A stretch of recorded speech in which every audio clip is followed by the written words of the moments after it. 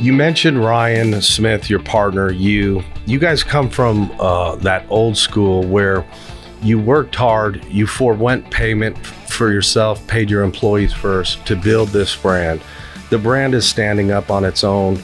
It's in Tilly's, it's at Buckle. You guys have international distribution now. But what is your message to the younger millennials that hit the market in 2008 when there were no jobs? They were almost bred to grass hop from company to company. What is your message to those kids that don't understand the old master apprenticeship model where you clean needles at the tattoo shop, you swept the floor? I mean, I think anytime you're talking with a fellow entrepreneur, it's like nobody knows what it's like behind the scenes except that person. I don't care if you're a pop star, musician, or an actor, or any type of entrepreneur. You got all these motivational speakers and Gary V's of the world and stuff but nobody knows what it's like behind those scenes. We've almost went bankrupt so many times, and I remember no one's buying product.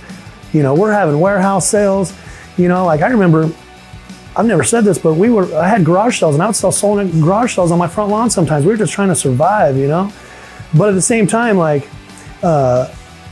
brand, your brand reputation's important. So all this stuff, you kind of do, secretly, because on the outside it looks like the brand is strong as ever, but sometimes you're struggling behind closed doors. But that's what makes you who you are. So to a young entrepreneur, I wish the best for them, but they're going to have to take it on the chin here and there to make it to the next level. And now, we try not to be the old grumpy dudes. You better believe we're taking advantage of social media and content creation and on all platforms. And that's, as a brand nowadays, that's all you're doing. You're storytelling all day, every day on all these different platforms and communicating with all these worldwide influencers that you're working with. Because I think we're real lucky the fact that we have no shortage of content. If you're a new youngster and you start a brand, what story are you going to tell? Nowadays these youngsters, they want to know the face behind the brand. They want to make sure you're a good person. They want to make sure you're giving back to the community, that you're not some fucking schmuck that's just exploiting everybody and laughing their way to the bank,